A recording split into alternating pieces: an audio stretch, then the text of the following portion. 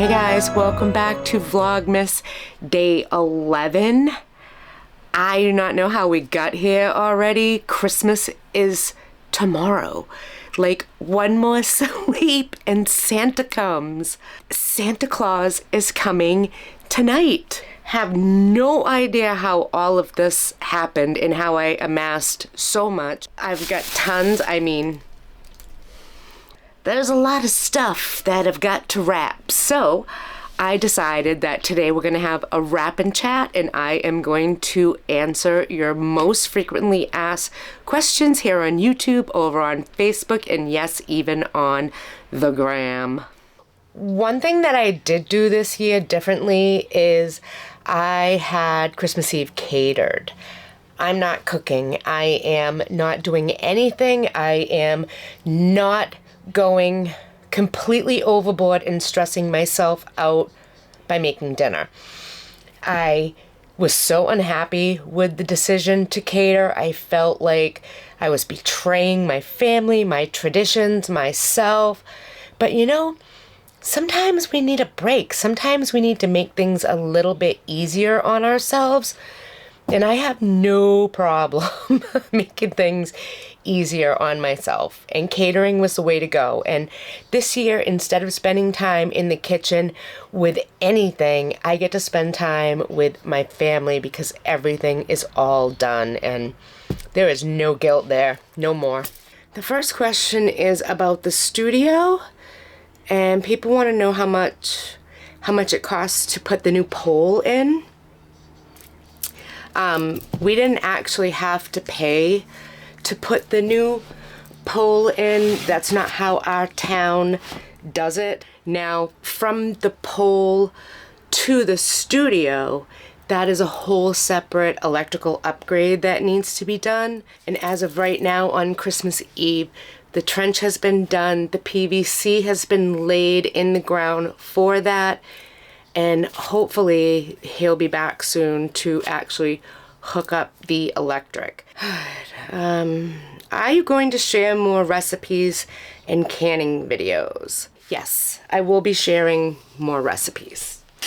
I have created a second channel which is going to debut very soon. It's called The Sophisticated Fox, and that's the name of my new studio. And I know you're like, wait, I thought it was De Belletelier. I thought it was too. But honestly, it never sounded right to me. It never felt right to me. And when it was time to even make business cards, I couldn't commit to making the business cards for it. Something just, it wasn't right. Now, when we first started working on the barn to transform it into the new studio, there was a huge box den that was in there. And it was an old den, thankfully. But it was really kind of cool to see how this was made and how it went under the side and under the ground. Like the den is under the ground, which is wild. And it was really neat. So when I was trying to think of the right studio name, I wanted something to do with the fox. And I kept thinking like, you know, Foxhole, Fox Hollow, Fox Barn. I went through everything. And I am obsessed with the gentleman busts that are done in like cats and bulldogs, foxes and bears, with the top hats. I've actually done one on a cabinet and I love it. And I think it's so sophisticated. And I came up with the name, The Sophisticated Fox. And I thought that was absolutely perfect for the studio. Everything about it felt right, sounded right. I came up with the logo. I developed the channel. And I am very excited to share that new channel, The Sophisticated Fox, with you guys. I hope you will pop over there and subscribe to that one. Seasonal Element is like a lifestyle home vlog type thing where I share with you how I am doing my home on pocket change. I do a lot of antiquing and thrifting, and I also love to share recipes and holidays, all of that is all on She's in Her Element, and I'm going to keep that here on She's in Her Element. And what I'm going to do is bring my furniture art and everything studio over to the Sophisticated Fox, and I'll share that content from there. So yes, She's in Her Element is going to get back to some more of those recipe vlogs. I'd love to start doing some more Sundays with. I love trying out new recipes. I love Julia Child's recipes. So yes, that is in the plan. I think that dividing my career and my home into two separate things is fantastic, because this career is an entirely new journey on its own. It's its own story with its own characters and its own storyboard, and I think it's best told as the Sophisticated Fox. So yes, yes, yes, yes, there will be more cooking. Are your pieces for sale? How do we find your furniture? Okay. Well, for how it's been going is my pieces are for sale locally, and I have been showcasing them on Marketplace, and they do very well on Marketplace. They go very quickly. But also, Marketplace is kind of a pain to deal with. People are kind of flaky on there sometimes, and I don't want that to be my only source of traffic. So with the creation of the Sophisticated Fox, that is now a studio where by appointment only you will be able to come in and see the furniture pieces and the decor that I have. That will be available for sale. And then also once a month, and I don't know what day it's going to be yet. I don't have those exact details worked out, but once a month it is going to be an open to the public day where from this time to this time you can come into the studio, you can browse around, you can see the furniture that's done, you can see all the decor that's done and ready. And I think for me that's the best way to go. I probably will still use Marketplace, but I would like to also kind of pull away from that. Like I said, I'd rather have it just be more of a specialty come to the studio type deal. It kind of stinks if you're far away, but I will say I have worked with a seller before. They arrange transportation for shipping, and I just worked with them to coordinate it on my end. I don't offer shipping on my furniture from me, but it is something I will work with you for getting. Now with the decor, that's something I'm gonna have to revisit and see about, because I can mail things like that out. This question is kind of like the elephant in the room. Where is Summit and Emery?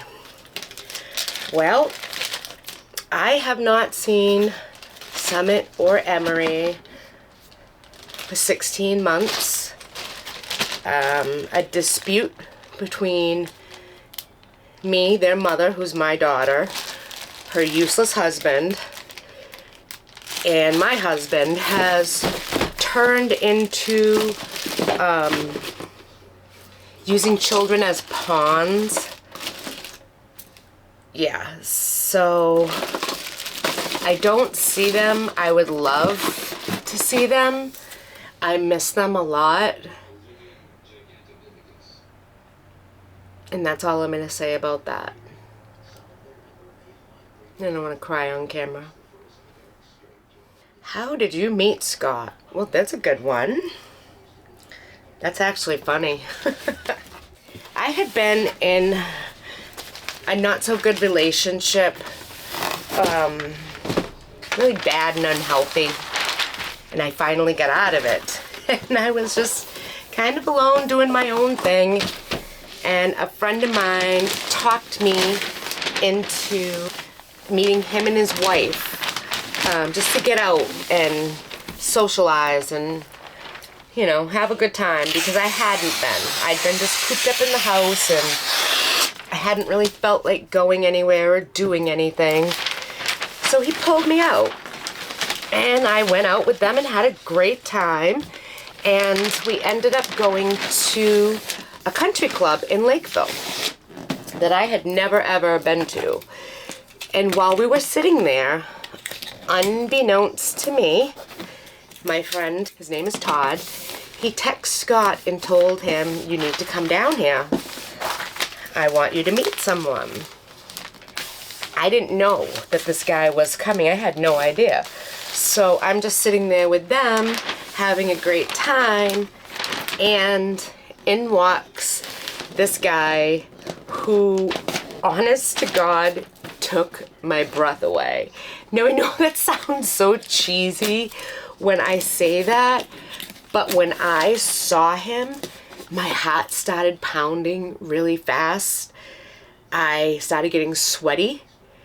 My tongue got completely tied and it was so dry in my mouth. And I'm looking at this guy, my heart's pounding out of my chest, and he's walking towards me. And I'm just like, okay. And he sits at the table right next to me, and I don't even know what's going on. I don't even know what to say. Like, I don't even know what's going on. And my friend Todd was like, "Hey, Shawn, this is my friend Scott. I want to introduce you to him." And it was, honest to God, love at first sight. I have never experienced that in my life. I've been married before. This is my second marriage. My children's father is still a very good friend of mine. In fact, he's a very good friend of Scott's, and he comes here a lot. He was just here for Christopher's birthday. We had a nice birthday dinner together. I had never experienced that instant attraction. And while he's sitting there and I'm trying to talk, I couldn't. Like, it was like I had a stroke and garble was coming out of my mouth for real. It made no sense. Todd's like, "You okay?" And I'm just like, yes. I mean, it was like being starstruck, but in your soul. And I knew that night I was gonna marry him. And here we are. Are you ever going to finish your kitchen?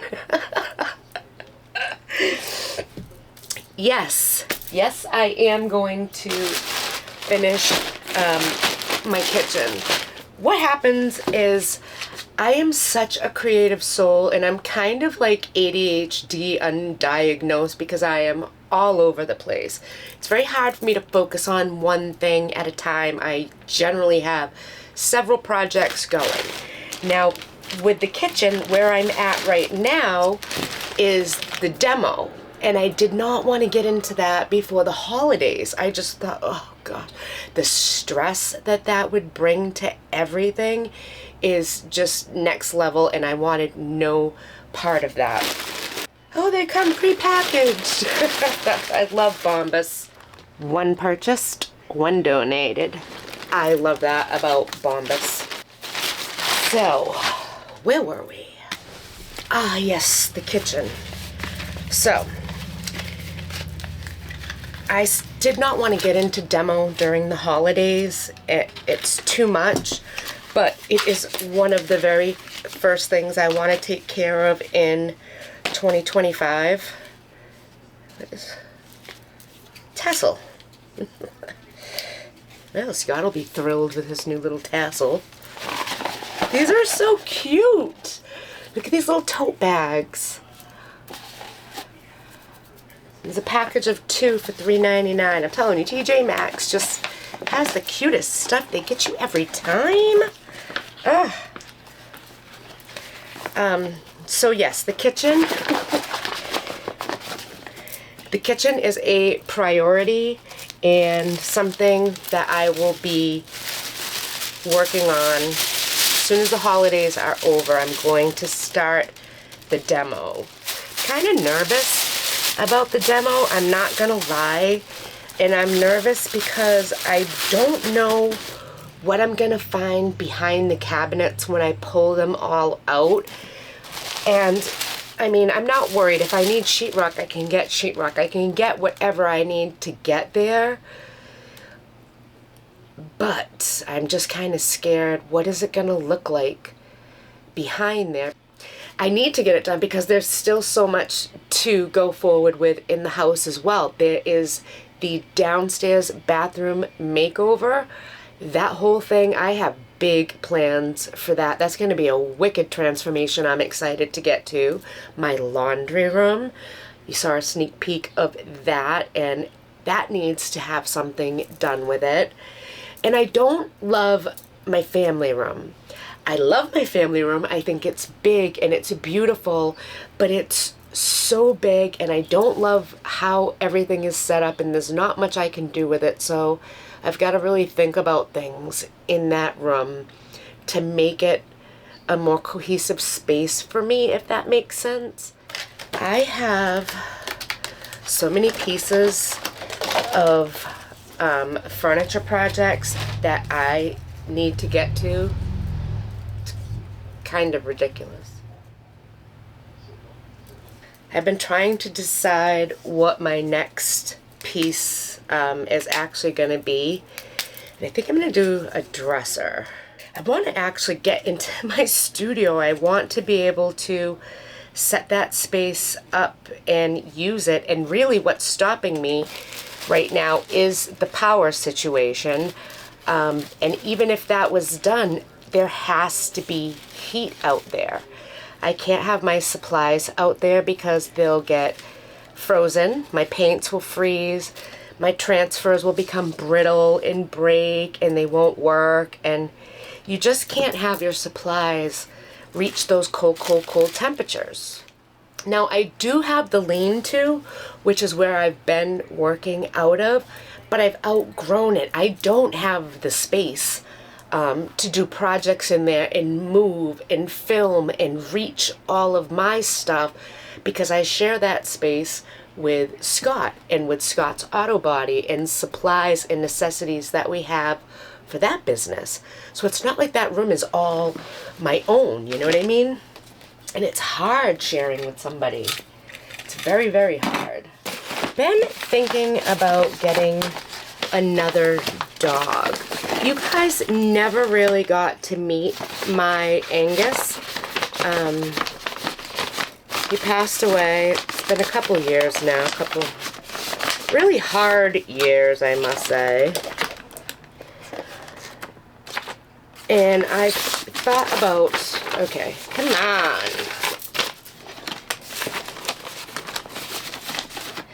And I thought about getting another dog. I know Scott does not want another dog. He likes the freedom of coming and going, but I'm very lonely. And I think a dog would be nice to have. All right, next question. How many chickens do you have now?